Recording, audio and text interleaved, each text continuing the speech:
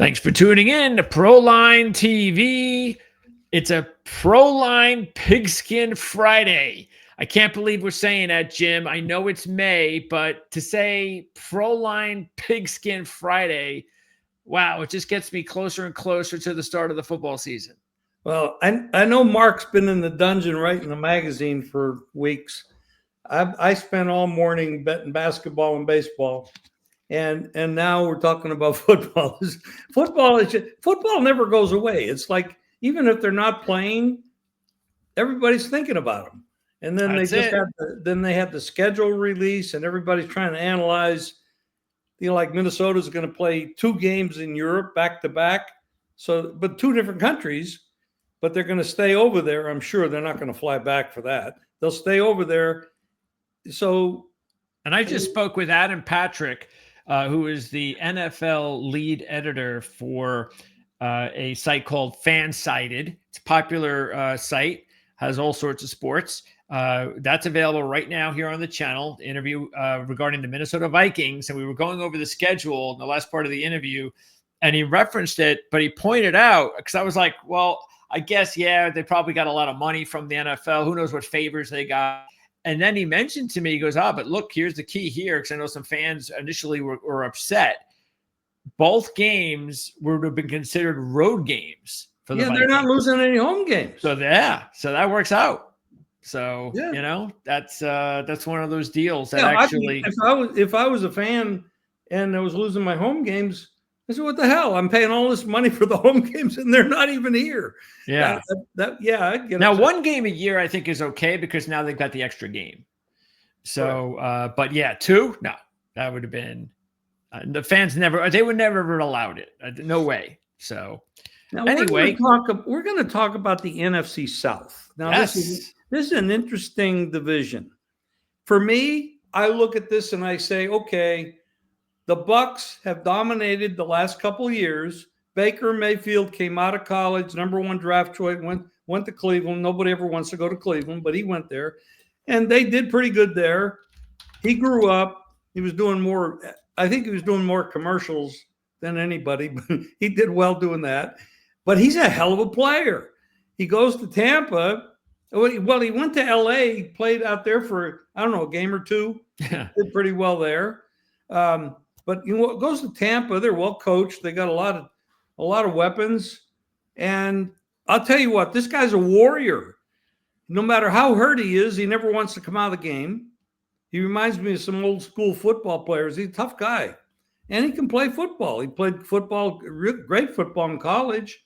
Oh, yeah. So here, I look at this division and I say, how can you pick anybody else to win this division other than him? The Saints don't have a quarterback. The Falcons have a young guy. The Panthers have a young guy. And Baker Mayfield, they just keep winning and winning and winning. Yeah, some of these other people can step up.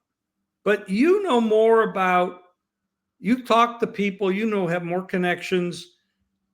And I'm not really, I'm focused on baseball, basketball, all kinds of stuff. That's what's putting money in your pockets in May. Well, yeah, but that's today. And down the road, like you and Mark are working football because he's doing the magazine, you're doing these interviews. So I'm going to throw it over to you. What do you see in this division? Well, believe it or not, Tampa Bay has they win the Super Bowl, and then the next 4 years they win the division. That's how much they've dominated the NFC South for the past 5 years. Yes. So, and it's funny because the last several years, I remember taking Tampa Bay, what was it? The first year Mayfield was there, and they were a long shot basically I think they were like 100-1 when the season began. Nobody expected that they were going to even come close to winning the division.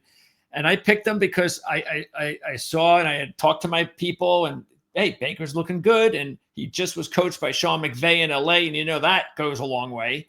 And so I said, sure, why not Tampa Bay? They win the division. And then the next 2 years, I think it was the next 2 years, anyway, I kept picking Tampa Bay and everybody's trying to pick against them. Oh, let's go with Atlanta this year. And that's, I think that's going to be a sexy pick this year again, is going to be Atlanta because they've got the young quarterback. They played pretty well at the end of the season. Let's not forget the last game of the season. Everything was on the line. It could have been Atlanta, not Tampa.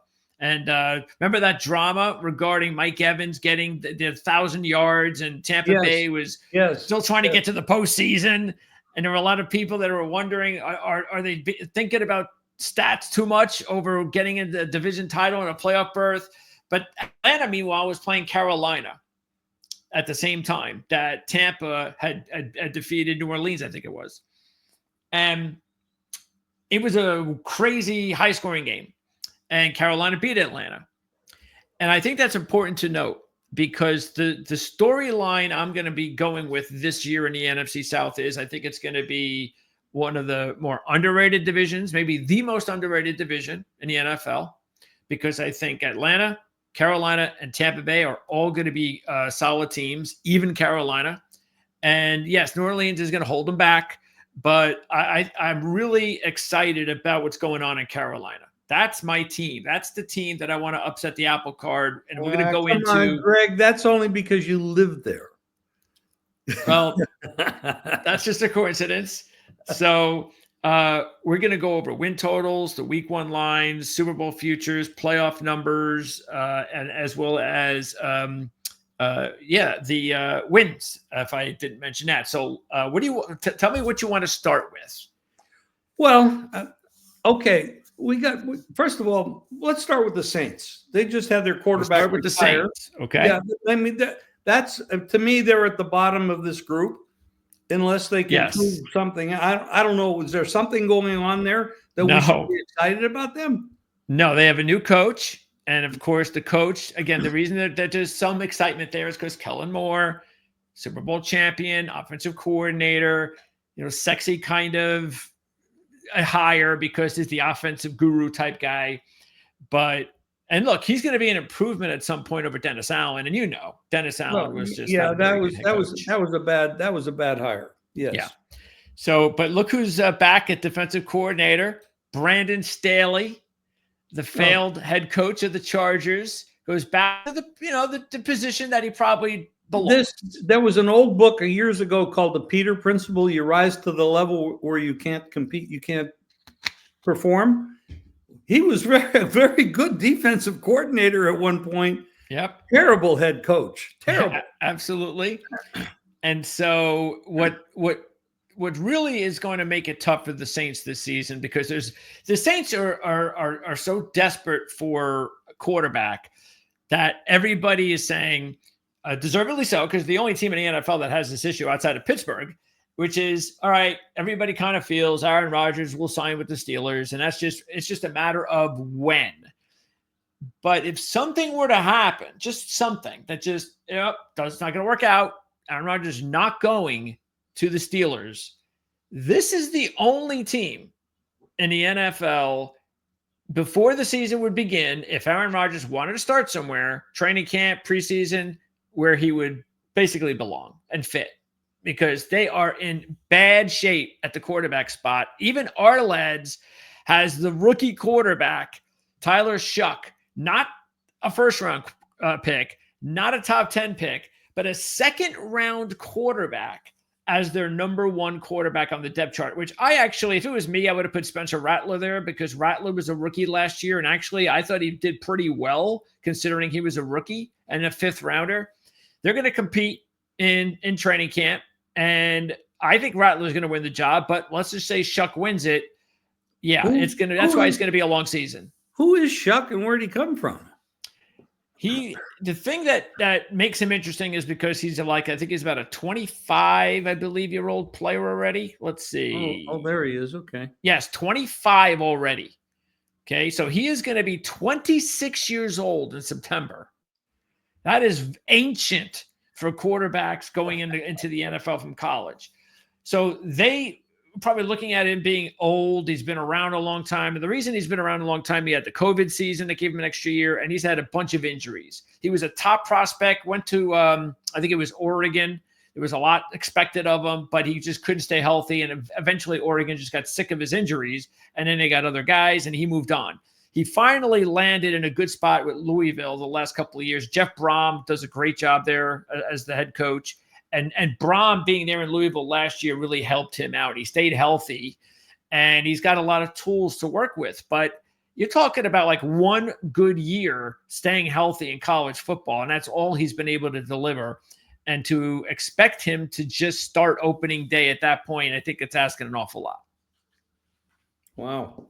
And by the way, if you go to our lads, for all the viewers out there, what's great about this is you could just click here. It's their free agent tracker, and you can find out all the players that left the team and all the players that signed with the team. So you find out exactly whether the Saints added anybody, and you can also just check the color coordinated players and their names, and that tells you.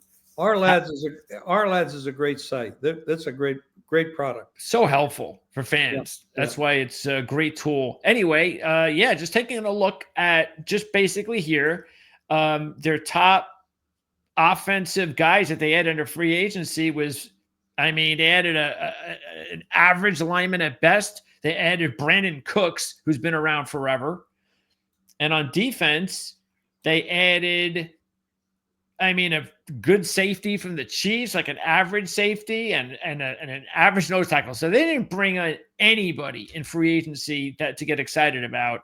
So really what they did in the draft was they added Kelvin Banks here as a left tackle. It's a very smart move. He was considered one of the top linemen in the draft. So I liked that move.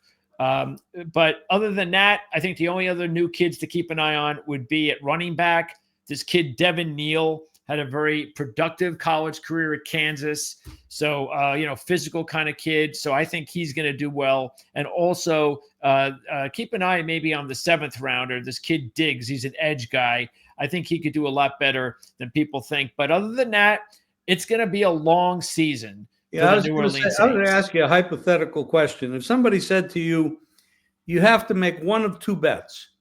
The Saints never win a game or the Saints make the playoffs. Which one would you make the favorite? The Saints make the playoffs because we're not talking that bad. Yeah, there's been a lot of bad teams in the NFL. And come on, they could lose every game. They could. Well, yeah, but remember, it still is, as much as I am excited about the possibilities, it still is the NFC South. So a lot of things can go wrong at the top. Yeah, they got some other teams in there could fall apart. You never know. Yes. Yeah, so, and quarterbacks can get hurt. So, and they usually, unfortunately, they do. That's right. So let's take a look at let's take a look at the best odds or the best numbers that I would be good or bad. I would be interested in taking with the Saints. If I was going to bet on, obviously I wouldn't take any of the division, make playoffs, any of that stuff. The one I would probably do would be against them. And that would be in the win totals. So let's pop that up. Can't be any more than 3. No, it's actually higher than that. No. Yes. Which is why I like the under. Who the hell are they gonna beat? 6.5. But they got minus 180 on it though. Well, okay. So you take it down a little bit. Yeah, explain this because I've never seen this before. What is all this that they offer you here? What do you mean? I don't understand. Over 2.5, under 2. What is this? Over 4.5. There's different kind of alternate bets that you can make. Okay. Let's say you make the game 2.5. You make it over 2.5, and you want to bet over, and you want to bet over 2.5. You got to lay 900. 900 to make 100. 9 to 1. You're not lay 9 to 1. So you don't. But if you go to 3, that would be a different price. Yeah, let's see if any of these. These look like alternative lines. Alternative lines, yes. Yes, that makes sense. They don't look like standard lines to me. Let's see. The one, tell you the truth, the only one that works. I tell you what, it wouldn't be a bad idea to go under 4.5 plus 180. For the Saints? Yeah. Oh, I'd bet that in a minute. Yeah, that's the one right there. I don't know where they got to win 5 games to beat you. Yeah. Where are you going to get 5 wins out of this team? So right there, under 4.5 plus 180. That's the one we're going to go with for the Saints right now. That's the best one. Okay. All right. So pick the next team you'd like to talk about. Well, let's go up the ladder. We got Young who is young. He's that. Yes. He came into the league with a lot of promise, drafted high. Matter of fact, he was drafted higher than Stroud, right? Wasn't he? Yes, he was. Okay. And they had a new owner in David Tepper. I think it's Tepper. Is that the right pronunciation? He's a hedge fund guy, extremely intelligent man, very aggressive. But in the beginning, they said he was a little too interfering with the football operations. I don't know that. I'm not there. He kind of was. He was. He also made some really dumb decisions with his hirings and things like that. Like Jerry Jones does? Yes. Even worse in a way, if you could believe it. Really? Well, you can't fault Jerry. I mean, both these gentlemen have an awful lot of money. We all wish we had that kind of money. Yeah. So I can't, they're extremely smart people, but in their own world, they're smart people. In the football world, maybe not so much. So you got to leave hands off and try to hire the right people to do the job. Now, some owners do that, and then they make mistakes by who they hire. And that's just a gamble too. You can't always be right and you can't always be wrong, but sometimes you just run into a bad streak. I mean, for example, Jacksonville, they hired a couple people you thought would do a good job, and it just hasn't worked out. Yeah, their owner is like a head coach's dream, because he's just going to hire you and walk away. He's a great owner. Yeah. The problem is the people he hires just don't perform to the level that he expects them, or any of us expects them to. You're right, because everybody would have said that we would have been fine with their last hiring. He won a Super Bowl, for crying out loud, just a few years ago. Somehow it just isn't clicking. The young quarterback that they thought was like the guy. Yep. He just hasn't clicked. And is that the coaching staff? Is it his ability at this level? It's got to be the player at this point, because he's had multiple, and I know that hurts him that he hasn't had one guy, one system for 2 or 3 years. That does hurt. But that also hurt Baker Mayfield for a while as well. But once he got onto a system and the right coach and the right players, he has been thriving. So, but by the way, keep an eye on it. Hold that Jacksonville thought, because I've got something. I know that I switched over to another division. No, but I do have something regarding Jacksonville, because we are going to talk about the AFC South next week. But there is something regarding Jacksonville that we're going to be talking about here in this show that is important regarding one of the Week 1 lines. So, okay. So anyway, Carolina. Young developed at the end of the season, and I know you're very high on him. Yeah, he did. He is a rather small person. He's not big, but he has a lot of ability, which is why they drafted him so high. So the potential is there. Can he overcome his size and grasp the offense? And he's going to need a good offensive line. He's going to need a good running back. They're going to need blocking for him. He's going to need protection. And he's going to have to avoid getting hit, because he's so much smaller than the people that are hitting him. Well, you said at the end of the year last year, he started to blossom into the quarterback that everybody thought he was going to be when they drafted him. I see no reason to believe that is going to change. He finally was fortunate enough to get the right coaching staff, the right coach in general. So obviously it helped him to sit down early in the season. He was awful. He takes the seat for several games, comes back, and he's a new guy. And the Carolina Panthers ended their season really competitive last season, which is why I feel strongly about them being a potential playoff team this year. How do you feel about their defense? The defense did a really good job with free agency. As you can see here, with the orange, which is all the free agents. Bobby Brown, the nose tackle. And let's remember, Carolina's defense last year was awful. Their run defense, record-breaking awful last year. But part of the reason was injuries and talent. So they're getting Derek Brown back, their best lineman. He's back. They signed Bobby Brown from the Rams, the best nose tackle in the market. Okay, underrated. This guy, tough kid against the run. Great signing. Then they get this up-and-coming lineman from the Chiefs, this kid, Tershawn Wharton.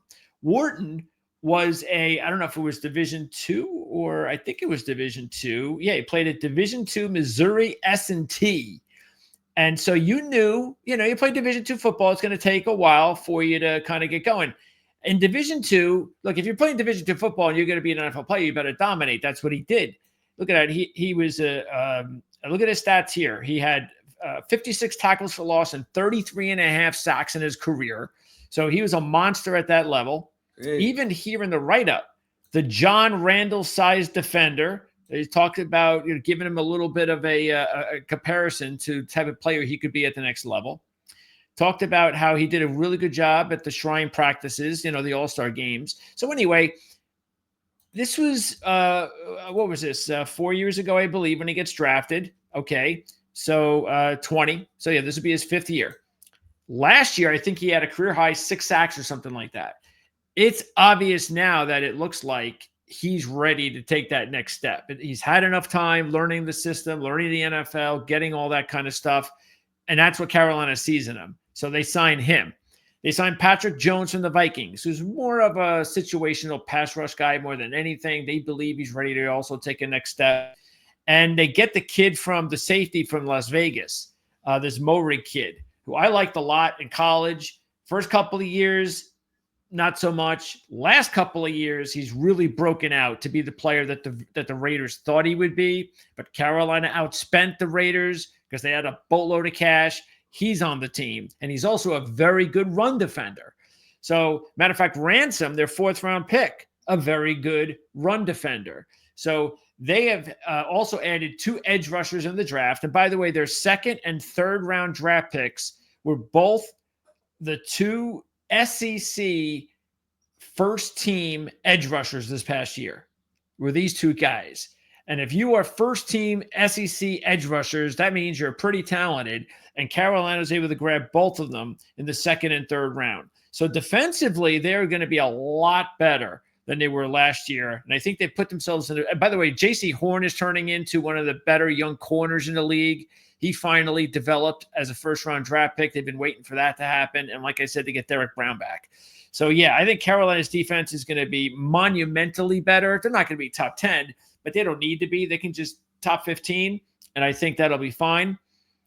Offensively is where they made a splash in the draft with Ted McMillan, because Ted McMillan was by far the best wide receiver in the draft. He's got the potential to be a star, and they drafted Leggett last year. They traded up to get him in the 1st round, and they didn't anticipate he was going to be a number 1, but Leggett's a big-bodied guy who they felt was going to be a really good number 2.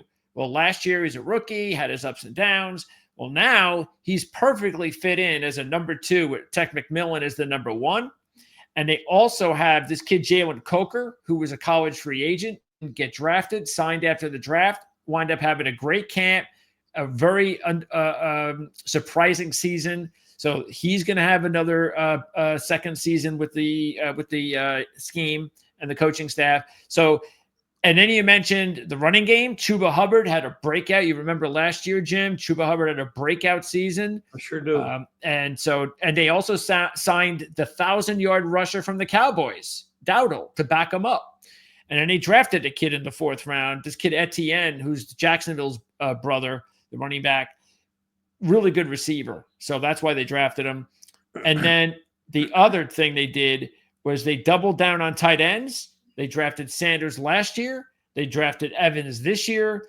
And most importantly, this is one of the most underrated top 10, maybe even top 5 offensive lines in the NFL. Well, I was just going to ask that question because Young is going to need that.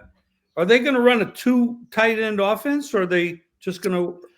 They'll. I would say that they would probably. They'll have a. I have to check and see whether or not what their actual stats are on that. But you're gonna see Tremble is strictly, even though he's the number 1 tight end, he's strictly just a blocker. But he's a really good blocker. So they will add a second tight end on a lot of plays, and that's where Sanders and Evans come in. Well, we know that Young can throw the ball, and you just pointed out that they have some good receivers and backs, but you're going to need to give him some time, and he's going to have issues with the looking over the big defensive lineman.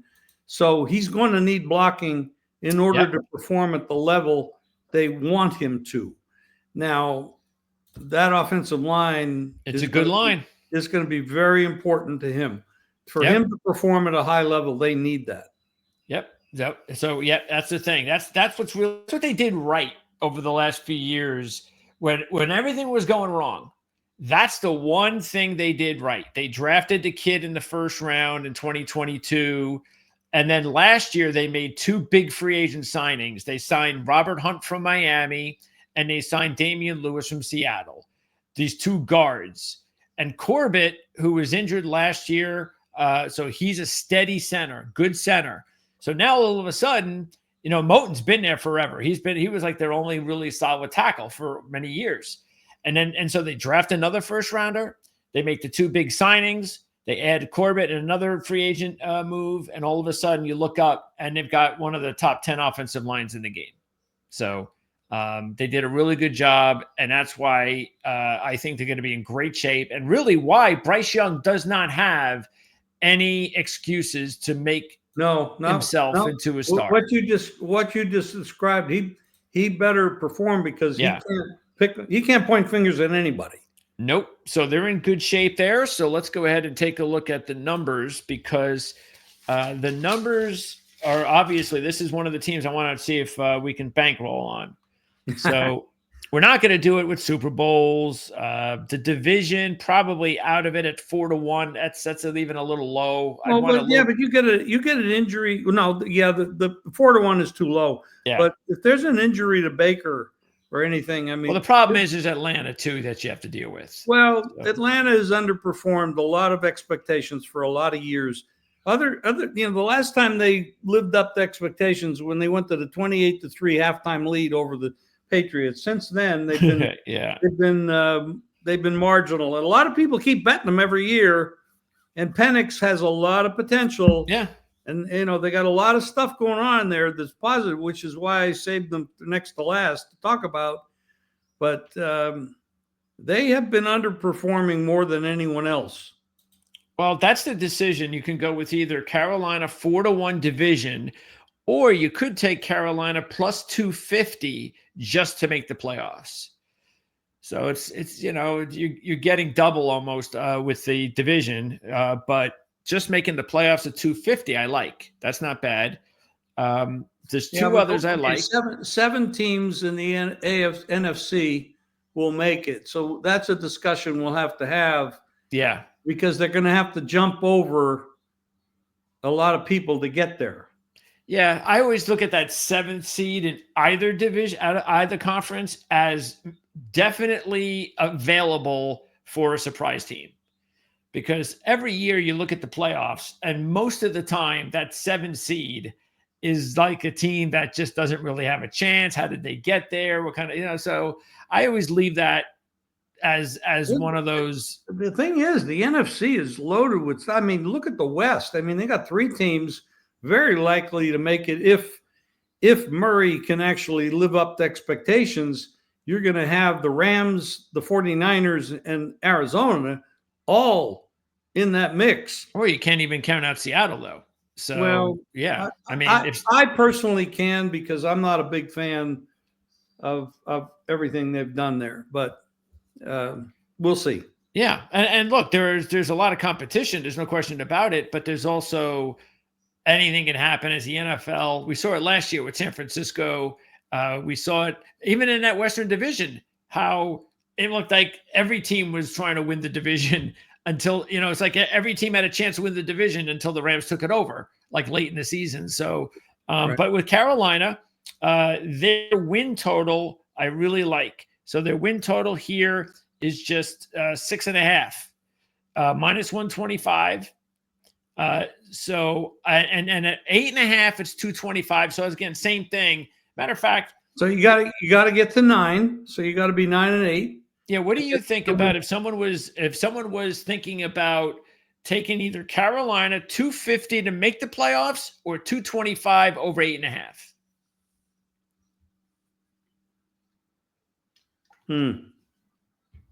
Well, then to talk about the playoffs, we have to go through all the NFC teams. Well, I'm talking about, let's just say if again, that's the only way you can come up with a logical answer, because you got Green Bay and you got Detroit. Oh yeah, we don't have to go. Yeah, that'll take us. I mean, that's a whole long session to go through all that.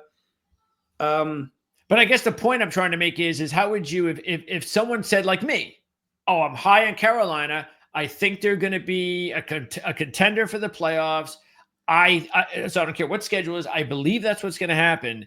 Would you suggest them to, because I think it's probably safer just to do plus 225 over 8.5, because you might win 9 games and still not make the playoffs.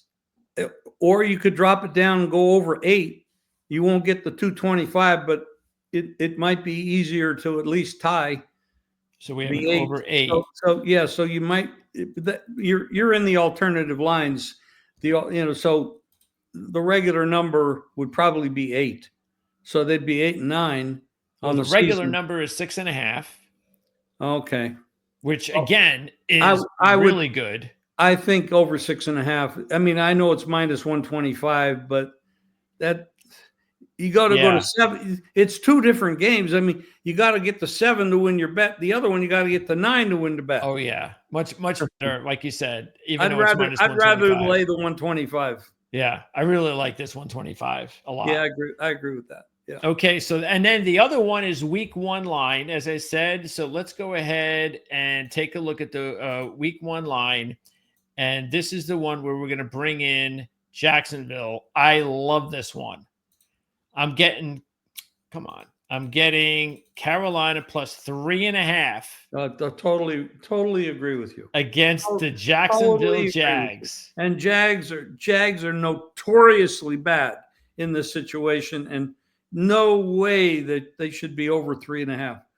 I mean, over 3. Oh, 3.5 over anybody. Home field in the NFL is no more than 1.5, 2 anyway. And the Jacksonville Jaguars don't get that kind of home field advantage. So I'm definitely on the Carolina Panthers there. By the way, I don't think this line is 3.5 or even 3 when we're in September. No way. Well, you also have to look at plus 3.5 minus 120. So there are juicing. Sure. They're juicing at that. You're taking the 3.5, but you're laying 120 to get it. Yep. If it was 3, you would be laying 110. And what would you do? I'm taking I'll take the 3.5. 3.5 with the 120? Yeah, I'll do that. I'll do it right now. There you go. Yeah, I love it right now because, again, I don't think that's. I mean, I'm not really into. We talked a little bit about what I did with Denver, and I'll tell you why I did that, because it wasn't really the matchup. But anyway, it has more to do with the contests. Okay. Because I think 95 out of 100 people are going to be on Denver that week because of the lines that are out there. Because in like a survivor contest, which is a $15 million guarantee, they're going to be picking a line that's big, and that is a big one. And rather than saying 7 over Dallas with the Eagles, which is a division matchup, they're going to be taking Denver minus 7 over Tennessee with a rookie quarterback on the road, and you have a Super Bowl coach. Well, you already have 6.5, right? I did, yeah. But look, and it's already at 7.5. Yeah, I know, and it's going to probably go to 9. And so, what do you do at that point? Oh, I'm not doing anything. I already got 6.5. No. What do you do at that point if it goes to 9.5, whatever? What do you? Is that when you start taking a look at another wager? Oh yeah, well my wager is already in at 6.5. So that. No, but don't you? But I'm gonna have Carolina plus 3.5. Okay, so is there any way for you to take advantage if you have 6.5?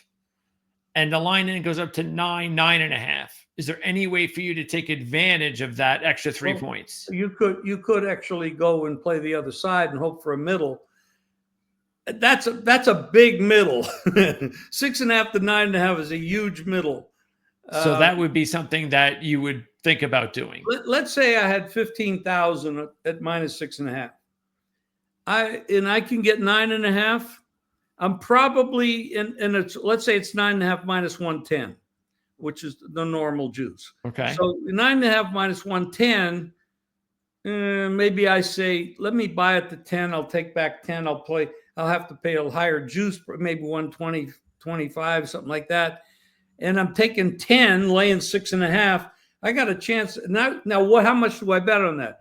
Probably about 4,000 or 5,000. Okay, so I'd have 15 at 6.5 minus 110, and 5,000. A third of it. For about a third of it. Yes. Okay. All right.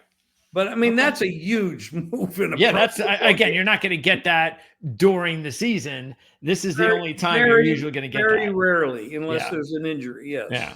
Okay. So obviously, we'll talk more about Tennessee next week when we talk about the AFC South. But there you go. Carolina 3.5 against Jacksonville. No question about that. Definitely love that line, and I believe that line.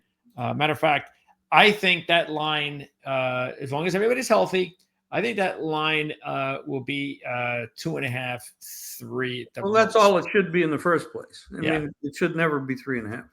Shouldn't be. Okay, so that's Carolina. So which team are we going with next? Well, there's only one before we get to the team that I said should be the favorite. I'm going to go with the Falcons. Let's talk about the Falcons. Okay. All right. So the Falcons, you could see here, they did not do much at all on offense, either in free agency or the draft. Nothing. So this is going to be the same offense year 2. And they do have the same people there. Taking a look here. Offensive coordinator, anything, nothing. He was under McVay at the Rams. He was a McVay guy. So he was there last year. So they're definitely playing with a lot more 3 wide receiver looks. And that's the one thing that they didn't do a whole lot of. They didn't add like a really good number 3, even though Ray McLeod had a better year than people thought.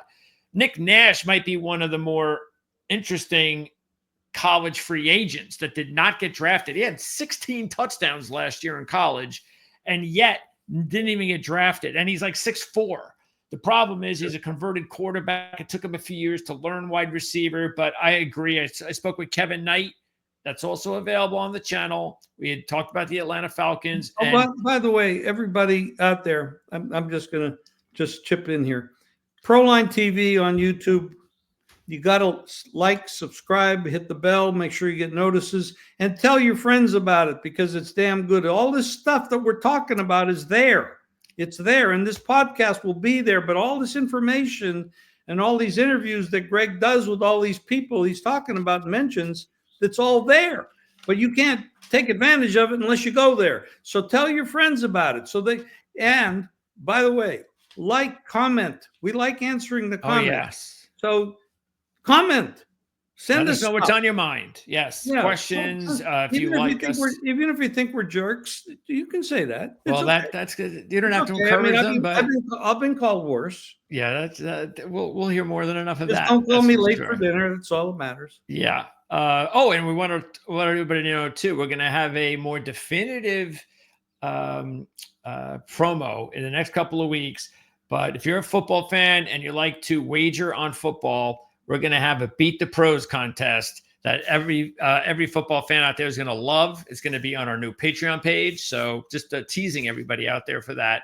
And Jim and Andy are going to be, depending on when you're watching this video, Jim and Andy are going to be recording a video on Saturday. So that is going to be on the 24th.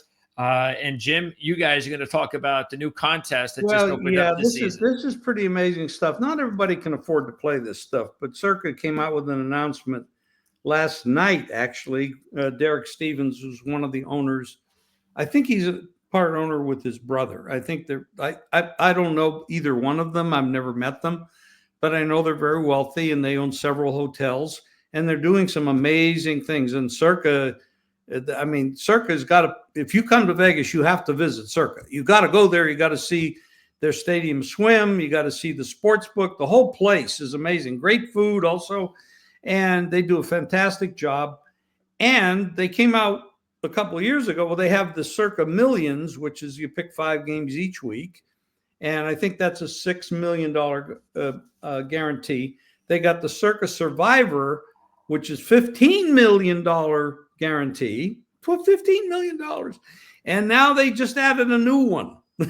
And I'm not even, Andy's going to talk about this with me tomorrow because Andy's an expert on all this. He's a proxy logical, what's the logical report or the logical something? Logical approach. Logicalapproach.com. That's Andy. He's a proxy. You can sign up with him if you want to enter any of these contests. And he's going to talk a lot about this. And he's also going to talk about the Westgate. And I know the Golden Nugget has contests. Yep. There's lots of stuff going on out here. It's very interesting. It's exciting. Not everybody can afford to join these things. But that's why we have our contest. The one well, that's true. That's very cheap. Yes. But right now we're looking at $5. So and basically that's just to become a Patreon member. That's it. We're not asking you to pay to get into the contest. In across state lines, you can't legally charge to enter a contest. We know that, so we're not doing that. Nope. But they had a new announcement on this. I'm not even sure how to pronounce the word, but it's $100,000 entry. I'm sure Greg is going to enter that. I'm going to, all of us, we're going to all enter at least 4 or 5 times. Yeah. Right. Joking. I'm kidding. But that's a big entry fee, man. So we're going to talk about that right here on the channel. It'll be up in the next day or so. And we're going to talk again more and more as we get closer to the season regarding the contest that we're going to run. So keep an eye on that. All right. So Atlanta, again, they didn't do much at all on offense, but really it's all about Michael Penix and developing. And now he's the #1 quarterback throughout camp, preseason. He's the man, and that'll help tremendously. Keep in mind, they did lose their starting center. So they're going to be looking at a backup center to take over the job. They seem to like the kid, so we'll see if there's any issues there. But other than that, everybody comes back for the Falcons. Defensively is where they needed to do something, and they did. They've had a lot of problems with the pass rush over the last several seasons, so they finally decided not only to take a pass rusher with their first pick, but they doubled down, and they did it with a serious trade. They traded their first-round pick next year in order to go back into the first round and select James Pierce out of Tennessee. So they get Jalen Walker out of Georgia, James Pierce out of Tennessee. They get 2 edge rushers in the first round. Wow. And they also signed Leonard Floyd, who is a really good veteran edge rusher. At least they finally have a vet that they can feel confident that will at least give them something. Because they've had nothing, including the kid from the former Patriot that they tried to bring in last year. That was a disastrous signing. But Leonard Floyd, nice veteran, throwing 2 draft picks. So there's a lot of hope there. By the way, they have a new defensive coordinator. And I think everybody knows who it is by now after what happened during the draft. And that's Jeff Ulbrich, the former Jet defensive coordinator.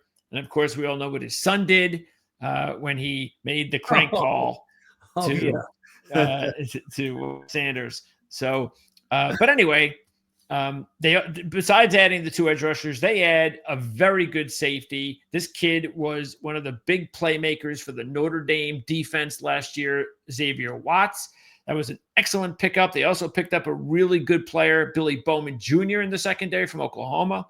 So they did a good job adding these 4 defensive players. There's still a few things that you have to keep an eye on, that might be a little bit concerning. But overall, you got to like what they did. And again, some of the concerning thing is you are going to be relying on 4 rookies to take a big part of your defense, and that's going to give some growing pains there. So, which is why I still think Tampa Bay is in a much better position. But let's go ahead and take a look at Atlanta. Let's see, who did they play week 1? Oh, that's right. The Atlanta Falcons are playing the Tampa Bay Bucs week 1. Now, this is surprising to me. I know Tampa Bay won the division, we've won 4 straight and all that stuff, but Atlanta swept Tampa Bay last year. And yet, Atlanta is the 2.5-point home dog. Well, Tampa has the pedigree. They've won the division. They deserve to be, at least deserve to be considered. I mean, can you make Tampa Bay the dog? I mean, I can't. I actually thought it was going to be like pick 'em or maybe one Tampa. Well, obviously the juice is on Tampa, which means it's 2.5 minus 15, which means it's leaning. If you were going mathematical, it would be 2.75 rather than 2.5. So it's leaning towards going to 3, which I do not think you will see. No, because all the sharps would bet Atlanta +3 in a minute. So they're not going to do that. If I was betting this game and I liked the Tampa, I would play the money line at -142 because I don't lay points with short favorites. And that's actually not bad, -142. Right. For money lines for the favorite. That's right. I actually think that line's going to drop. I think it might go down. I think it might go down a point. Well, it's actually leaning to go higher. I know that's it, but I think what's going to happen is because but it's only May. I think the reason I think that is because I don't think Tampa Bay is. Everybody knows Tampa Bay now. They're legit. That's why they're a 2.5-point favorite week 1. So they're not going to move the needle in the preseason. I think Atlanta and the media is going to move their needle because I think there's going to be a lot of NFL pundits that are going to be picking the Atlanta Falcons to be this breakthrough kind of team this season. There is a lot of talk about them breaking through and winning this division, no question. I agree that you're probably, if you like Atlanta, you should probably take it. Well, I don't know because the price is leaning higher, but it is May, so I can't really say. I don't know how many people are really involved in this at the sharp end. I mean, there's not too many square bettors or average bettors. When you say square, you just basically say average people betting at this early in the year. It would be they're not. No, they're not playing because they need your money. They don't even see lines. Their bookmakers are not even giving them lines unless you can go to FanDuel and DraftKings and all those. They have lines up. I don't know what those lines are. But this is DraftKings. Okay, so there you go. Okay. Okay, so now as far as the over, it's 7.5, which I like. Who? Atlanta. 7.5 for who? Atlanta?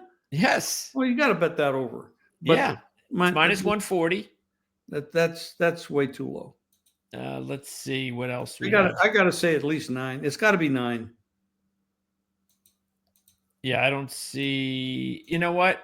I even think +225 is not a bad one if you want to risk it a little bit more or do them both. But then you got to win 10 games, but you're 10-8, which still is not bad. No, not that bad.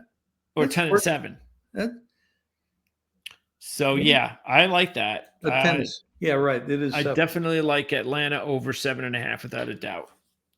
Okay, so that leaves us with the 4-time division champs.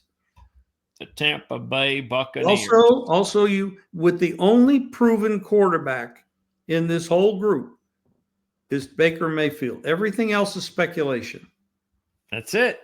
And you look at their offense, and now you saw how Baker played last year. Okay, he gets Chris Godwin back from injury, and then they drafted Egbuka, one of the top 3 or 4 wide receiver prospects in the draft. They get him in the first round. Jalen McMillan had like 7 touchdowns last year, I believe, as a rookie. He comes back. That's 4 receivers that Baker Mayfield is going to have to throw to now, including Mike Evans and his 1,000-yard streak. Cade Otton keeps getting better at tight end. Bucky Irving had a huge rookie season at running back, and Rashad White is also a 1,000-yard back. So and their offensive line is as good as it's been in a while. So, Barton, the first-round pick last year, is just going to keep getting better. So, and they had some injuries along the offensive line last year. So it wasn't like they were, and of course, they had Godwin out last year. So just imagine what could happen to this Tampa Bay offense if everybody stayed healthy. Well, let me ask you this question. We've been talking about this as a division play. How good are they is there anybody in the NFL, the NFC, that is that much better than Tampa Bay on paper that you can't say Tampa has a shot at the Super Bowl? Well, let's take a look. Conference. All right. So you've got the Eagles, the Lions, the Commanders, the Niners, the Packers, the Rams, and the Vikes. See if there's anybody behind them worth mentioning. I say no. Okay. I would eliminate the. I'm not high on the Vikings. I think that their miracle is over. You got the only thing with the Vikings, Jim, and I need to do a little bit more digesting with them, is because I agree with you're saying that you would think that they got to come back to the pack now. They just exploded, and I'm sure Mark is going to have some sort of a historical trend regarding the type of movement that we saw with the Vikings last year, the reverting back to norm kind of deal. If anybody can dig up good information, it's Mark. That's for sure. So, but the thing with the Vikings is, you know what? They might not have more wins this season, but they might be better, because I think they have a quarterback that, if he lives up to the type of quarterback that I know he's capable of as a Michigan fan, the kid's a winner. That's all he is. He's the exact opposite of Sam Darnold. He is a winner. And so I think that's what's missing from Minnesota. But anyway, that's for Minnesota. So Tampa Bay, to answer your point, here is their competition. And I agree with you. I think that the only team in here, one, would be the Eagles. One, because Washington has a second-year quarterback. We still don't know whether or not Green Bay's quarterback is gonna make the move. Stafford's like 80 years old. The Niners, we have no idea how they're going to respond this year. And the Detroit Lions have a new coaching staff, basically, on both sides of the ball.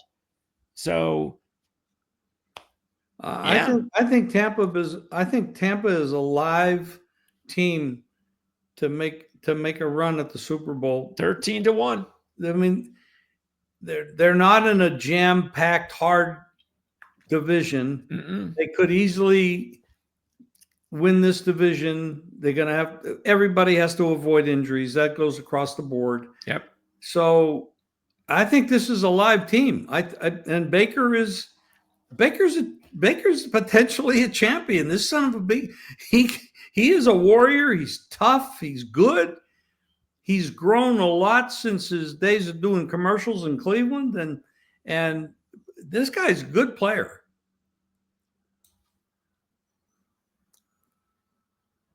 What do you think about that? Who are we looking at compared to? Without a doubt.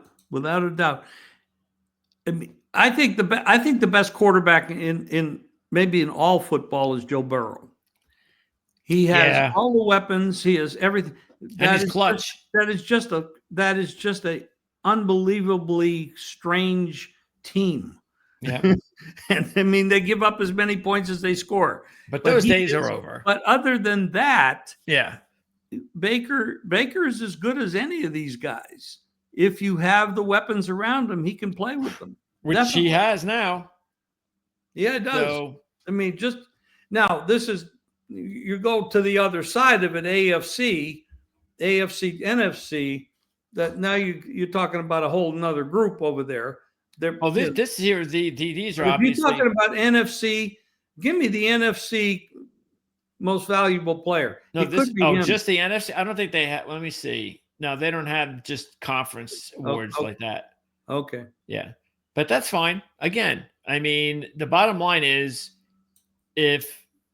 obviously you have the 4 superstar quarterbacks here, but if Baker is to have the season that we think he's capable of having, because even last year, he probably threw a few more interceptions than he should have, but keeping in mind, he was out there on his own in almost in a lot of these games when he had all the injuries around him. Well, yeah, he even had a lot of his wide receivers were hurt too. Yep. So that's going to help. Not just the offensive line. It was they had some issues. Yep. So they had Godwin was out. So yes, if again, he's not winning an MVP with the injuries he had again last year. If everybody stays healthy and they can win 12, 13 games. What is the over and under number? I mean, we didn't look at that. All right. So Tampa Bay, I'm going to go all the way down here.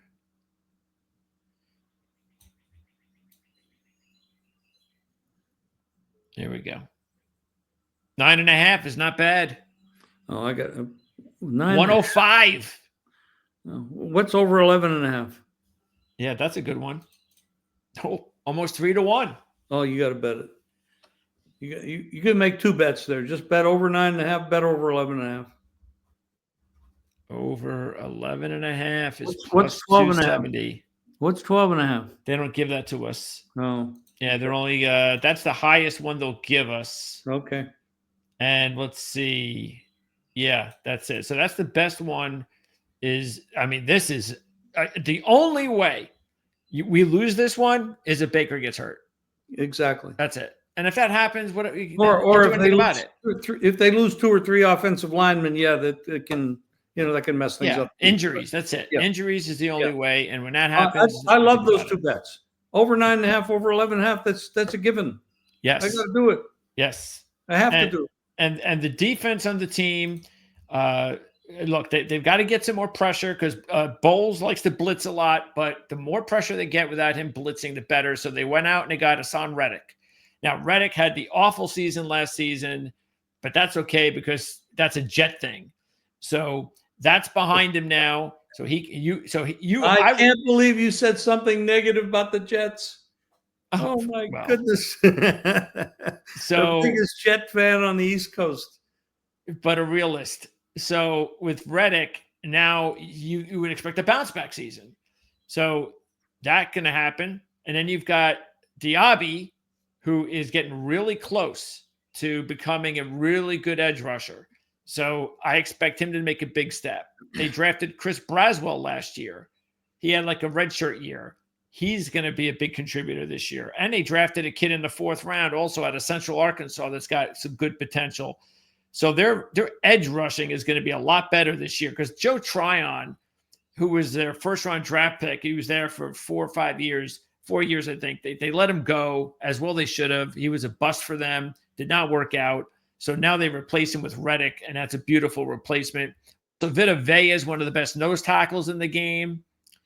Cansey had another solid season. He should improve. So, yes, they're going to be much better up here. The problem also that hurt them last year was their injuries on defense because they had a bunch of injuries in the secondary last year. Remember, Antoine Winfield couldn't stay healthy for them last year. So, a healthy Winfield. And then they drafted Benjamin Morrison in the 2nd round, and he's a corner.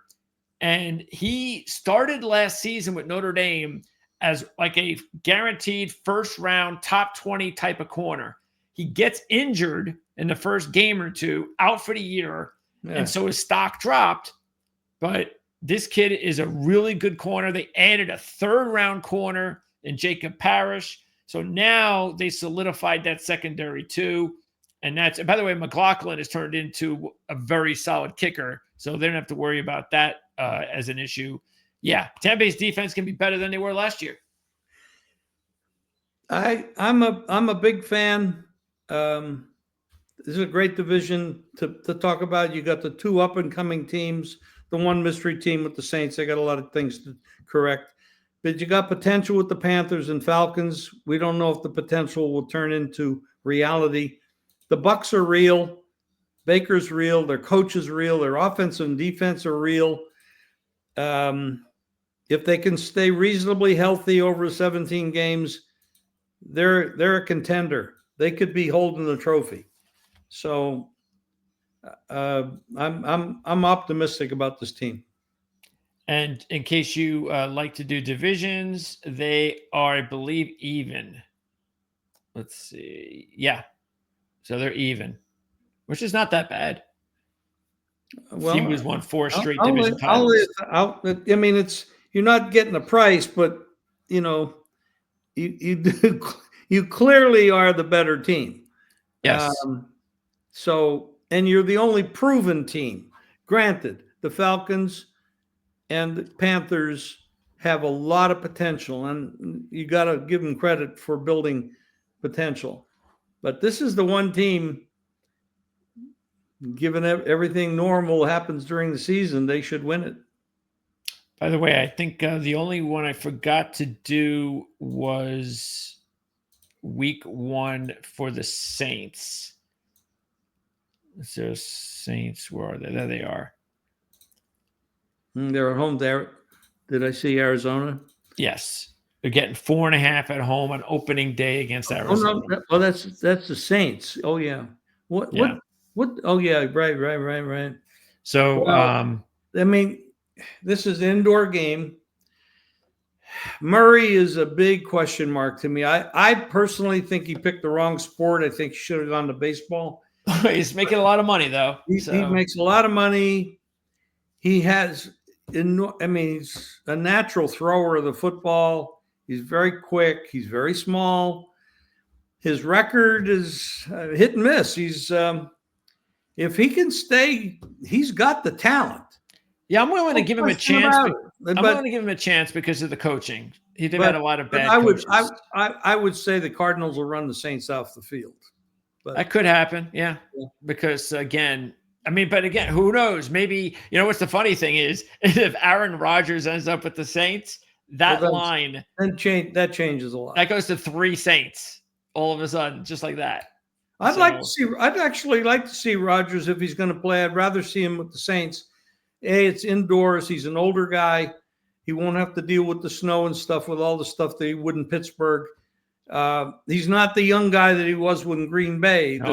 Cold weather and all that shit will bother an older person much more. I'd rather see him with the Saints. I don't know if the guy wants to play football. I mean, he's a mystery, but yeah, I think he wants to. He was born with a tremendous amount of talent. There's no question about that. He'll be with Pittsburgh. I don't think there's any doubt in my mind. That's why they've got Mason Rudolph there just sitting, waiting. No way the Steelers would be this stupid to put themselves in this situation. Look, if Aaron Rodgers somehow does just decide I'm quitting or whatever, I'm not playing the game anymore, keep an eye on the fact that the Steelers situation, they would have to go out and get a quarterback. And that means maybe they make a deal with Atlanta for Kirk Cousins, because that's still a possibility, by the way. Kirk Cousins. Personally, I think Kirk Cousins is the right guy to go somewhere. He needs to move. And he probably will, according to... He can still play. I like him a lot more than I do Aaron Rodgers because I know he wants to play. Well, he's younger too. Yeah. Yeah. I mean, he's had his issues, but injury issues, I should say. But I like Cousins. I'd like to see him land somewhere. I think he's got a year or 2 left in him.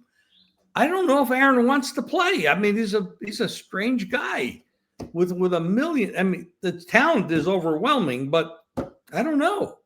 Yeah. It'll be the good thing is for Pittsburgh, and we'll get to them in a few weeks, is that the quarterback, national championship winning quarterback, who a lot of people were pretty surprised that he lasted until the 6th round, goes to the Pittsburgh Steelers.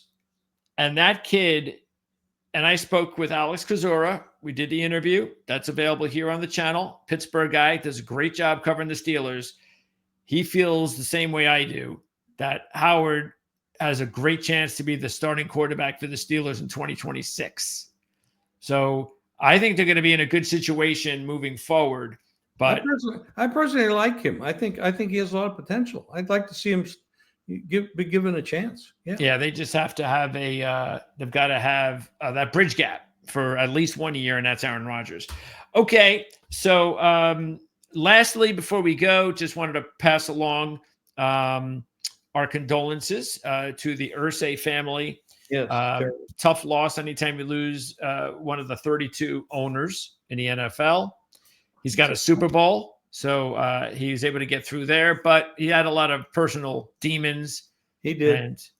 And he anytime, I mean, not everybody's guaranteed how long we're going to be around, but 65 is pretty young these days to pass. And that's a big loss, no matter what demons he had or anything. It's a big loss for his family, for football. I feel bad for everybody, and prayers go out to the family.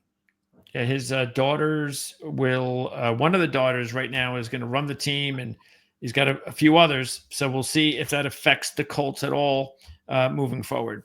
Okay, so Jim, again, don't forget, Jim is going to have his recorded interview tomorrow, or his partner, co-host partner, Andy Isco, tomorrow, talking about those contests we mentioned in Vegas. So that'll be available on Saturday. Also on Saturday tomorrow, I'll do my NASCAR starting lineup report to get everybody ready for the Coke 600. Huge weekend. Greatest day in motorsports is on Sunday with F1, the Indy 500, and the Coke 600. So it's a big day. We have all of those races covered. And on Sunday night, our horse racing show, a special night, because this week was awful as far as there was no graded stakes races this week.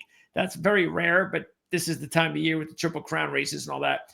So instead, we're doing a card on Monday, Santa Anita, Memorial Day, couple of big races. We're going to do it live on Sunday night.